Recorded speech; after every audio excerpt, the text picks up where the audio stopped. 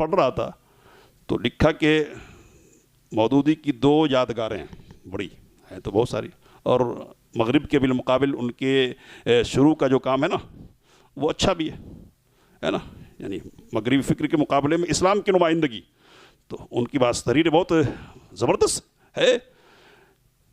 مولانا شیخ الحدیث محمد اسماعیل گجرانے والا، بڑے عالم جماعت کے گزرے ہے نا، تو انہوں نے لکھا کہ اس شخص نے جب بھی علم کی شاہراہوں میں سے، راستوں میں سے کسی راستے پر قدم رکھا نا، اس کو پھسلنا ہی ہوا، یہ پھسل گیا۔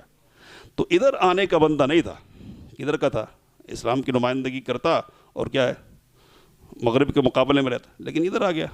جو کام علماء کے تھے نا وہ علماء کرنے تھے، انہوں نے وہاں دخل اندازی کی۔ ٹھیک اسی طرح جیسے آج کے اس دور میں کیا ہے، ہمارے ڈاکٹر صاحب کون سے، نہیں باحیات شاگرد، تو ان کا بھی ایک میدان تھا نا، وہاں بھی غلطیاں ہو رہی ہے، لیکن پھر ادھر آ کے جو علماء کے مسائل ہیں ان میں دخل اندازیاں،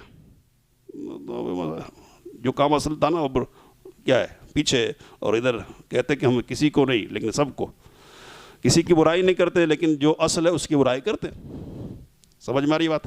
جو حق ہے نا اس کی برائی کریں گے، باطل والوں کی برائی نہیں کریں گے، سب ٹھیک ہے۔ صرف ایک جو باطل پرستوں کا پول کھولے گا وہ کیا ہو جائے گا، برا ہو جائے گا۔ تو بہرحال مولانا اسماعیل گجرانے والا نے لکھا کہ علم کی دنیا میں جب بھی انہوں نے قدم رکھا نا، انہوں نے کیا، ان کو پھسلن ہوئی ہے۔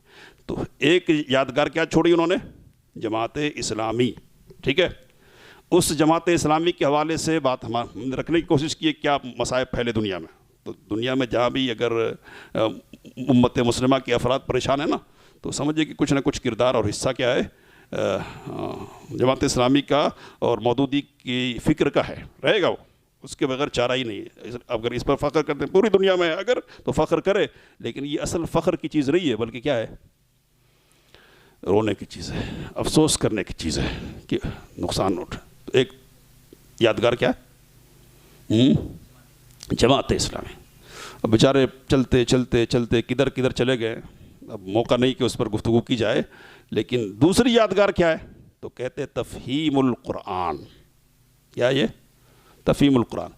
عام آدمی کے ذہنوں میں، جو اردو دان ہے نا خاص طور پہ، اس کے ذہنوں میں یہ بات بٹھائی جاتی ہے کہ اس سے بہتر آج تک کوئی تفسیر لکھی نہیں گئی۔ بات کیا ہے، تو ایک آدمی پڑھتا ہے زبان و بیان کی خوبیاں، سلاست اور روانی، بات کو بہترین لفظوں میں کہنے کا سلیقہ ہے، تو ایک اچھے انداز میں کسی چیز کو پیش کر دیتے۔ اب جو صرف زبان جانتا ہے، دین کے اصولوں سے آگاہ نہیں ہے، اور جو بنیادی عقائد ہے ان سے واقفیت نہیں ہے، وہ تو ہاں مست ہو جاتا، واہ کچھ نہیں سمجھ میں آتا، اب تک کچھ نہیں سمجھ میں آیا تھا، پورا دن اب کہاں سمجھ میں آ گیا، ہاں ادھر آ گیا۔ تو ایسے مست ہو جاتے لوگ۔ اب یہ مستی جب چڑھتی ہے نا، سمجھ میں آ رہی بات، جب یہ مستی چڑھ جاتی ہے، اب اتارنے کی کوشش اگر کریں گے نا، ایسا کیسے؟ تو اب مودودی کی برائی جب کرتے ہیں نا، ان پر رد کریں گے، تو کسی بھی شخصیت کے حوالے سے یہی ہے بات کہ کسی بھی شخصیت پر رد کریں گے، اگر دل وابستہ کر لیا نا، تو آدمی یہ سمجھ لگتا کہ اس کو ٹھکرایا نہیں جا رہا، اس کا رد نہیں ہے، یہ کس کا ہے، میری پونجی چلی جائے گی۔ سمجھ میں آ رہی بات؟ تو میری پونجی کیا ہے؟ میری پونجی میرا دین ہے، میری پونجی کتاب اللہ ہے، میری پونجی کیا ہے، سنت رسول اللہ ہے، اور اس پونجی کی حفاظت کا سامان کس طریقے پر ہونے والا ہے، فہم سلف کی بنیاد پر ہونے والا ہے، صحابہ کرام رضوان اللہ تعالیٰ علیہم اجمعین کی بنیاد پر۔ اور یہ جو شخص ہے نا، اس کا دشمن ہے، کس کا؟ فہم سلف کا دشمن ہے، بلکہ سلف کا دشمن ہے۔ دنیا داری کا الزام لگا دیا مغیرہ بن شعبہ، معاویہ، اور آپ پڑھیں گے نا تو حضرت عثمان، الفاظ کیا ہے پتہ ہے کہ جو خلافت کی جو ذمہ داری ہے نا، حضرت عثمان اس ذمہ داری کے مکمل طور پر اہل نہیں تھے۔ اس طرح کے الفاظ لکھے، سمجھ میں آ رہی بات؟ تو ابھی جو دوسری چیز تفہیم القرآن کی بات ہو رہی ہے نا، تو اس کے سلسلے میں یہ بات یاد رکھیے کہ عقیدے سے متعلق، منہج سے متعلق، پھر مسائل سے متعلق بھی بہت ساری چیزیں ہیں جو اہل سنہ سے ان کے منہج اور ان کے عقیدے سے میل کھانے والی نہیں ہے۔ صفات کا مسئلہ، صفات، اللہ عرش پر ہے یا نہیں ہے؟ عقیدہ ہے نا، یہاں پڑھیں گے تو کچھ اور پڑھنے کو مل جائے گا، ہے نا۔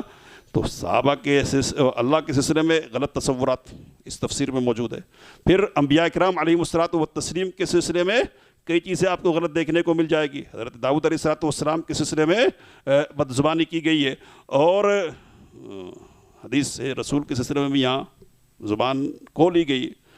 ابراہیم علیہ الصلوۃ والسلام کا قصہ ہے، 3 جھوٹ بولا میں نے، کہیں گے حشر کے میدان میں خاص مقام پر، تو کہتے کہ ہو ہی نہیں سکتا۔